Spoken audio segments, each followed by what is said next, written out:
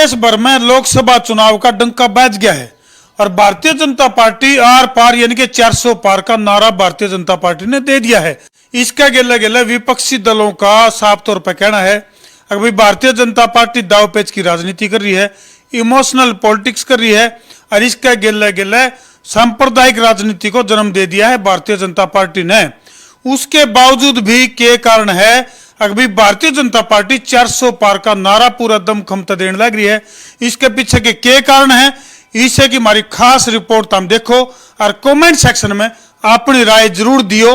अभी भाजपा का 400 पार का जो नारा है कितना सार्थक होगा, क्योंकि कई जने तो न्यू भी कहने लगे ऊंची दुकान फीका पकवान यानी कि बड़े बड़े नारे, विकसित भारत, भाइयों बहनों मेरे प्यारे देशवासियों, यानी कि बड़ी बड़ी बात भारतीय जनता पार्टी के जो सुप्रीमो हैं, देश के जो प्रधानमंत्री हैं नरेंद्र मोदी, उनके द्वारा कई जान लग रही है।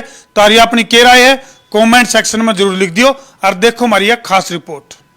एक ओर जहां भारतीय जनता पार्टी 400 के पार का नारा लगा रही है, वहीं विरोधी दलों का साफ तौर पर कहना है कि भारतीय जनता पार्टी सांप्रदायिक और मौका परस्त की राजनीति करती है और इमोशनल पॉलिटिक्स को जन्म दे दिया है। विरोधी दलों का ये भी मानना है राष्ट्रवाद रूपी इमोशनल पॉलिटिक्स के सहारे कहीं न कहीं देश में प्रदेश को गुमराह करने का काम कर रही है। विकसित भारत के नारे देकर भारतीय जनता को कहीं न कहीं देश की जनता को ऐसे ख्वाब दिखा रही है जो भारतीय जनता पार्टी कभी पूरा नहीं कर सकते। भारतीय जनता पार्टी के तारों को देखकर लगता है ऊंची दुकान और फीके पकवान, ये कहना है विरोधी दलों का। अब की बार 400 पार, बीजेपी ने बनाई ये रणनीति, जीत के लिए इन राज्यों में बिछाई बिसात। लोकसभा चुनाव 2024 को लेकर भारतीय जनता पार्टी खासी उत्साहित नजर आ रही है। बीजेपी ने अब की बार 400 पार का नारा दिया है और उसे उम्मीद है कि इस बार पार्टी पिछले 2 आम चुनावों से भी बेहतर प्रदर्शन करेगी। इसके लिए पार्टी ने हर राज्य को लेकर अलग अलग बिसात बिछाई है।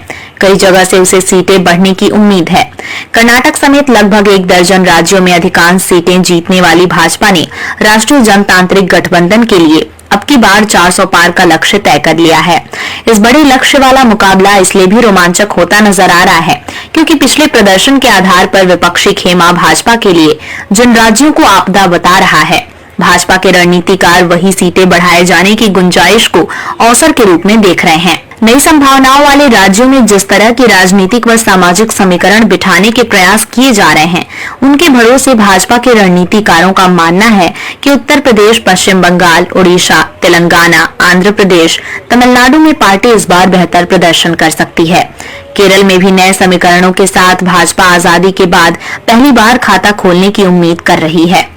उत्तर प्रदेश में 71 अकेले और 2 सहयोगियों के साथ 73 सीटें जीतकर भाजपा ने 2014 में सर्वश्रेष्ठ प्रदर्शन किया था। 2019 में सपा बसपा गठबंधन के बावजूद भाजपा सहयोगी अपना दल एस के साथ 64 सीटें जीतने में सफल रही थी। यहाँ उसकी 9 सीटें कम हो गई थीं, जिन्हें बढ़ाने के जतन चल रहे हैं। यूपी में 75 पार की उम्मीद। इस बार बसपा ने 1 लाख चलो का नारा दिया है। 2017 में कांग्रेस और सपा का गठबंधन देख चुकी भाजपा इस बार भी इस गठजोड़ को कोई चुनौती मानकर नहीं चल रही है। वहीं जयंत चौधरी और ओम प्रकाश राजभर के साथ आने से पश्चिम और पूर्वी उत्तर प्रदेश में कई सीटों के समीकरण भाजपा अपने पक्ष में मजबूत होते देख रही है। भाजपा के रणनीतिकार सहयोगियों के साथ इस बार 75 का आंकड़ा पार करने की उम्मीद कर रहे हैं। पश्चिम बंगाल में भी मिल सकती है।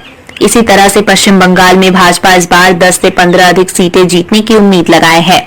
ममता बनर्जी के विपक्षी गठबंधन से बाहर होकर सभी 42 सीटों पर उम्मीदवार खड़े करने से साफ हो गया है कि इस बार भी मुख्य मुकाबला भाजपा और तृणमूल कांग्रेस के बीच होगा। यदि माकपा और कांग्रेस का गठबंधन पिछली बार की तरह बना तो कुछ सीटों पर मुकाबला त्रिकोणीय हो सकता है, लेकिन संदेश खाली की घटना के बाद भाजपा के आक्रामक तेवर ने तृणमूल कांग्रेस के खिलाफ माकपा व कांग्रेस के लिए ज्यादा जमीन पैर जमाने के लिए छोड़ी नहीं है। आपको क्या लगता है, भारतीय जनता पार्टी का ये दावा इस बार 400 पार, इसमें आपको कितना दमखम लगता है? कमेंट बॉक्स में जरूर बताएं। देश और प्रदेश की ताजा जानकारी के लिए आप बने रहें संसार क्रांति न्यूज के साथ।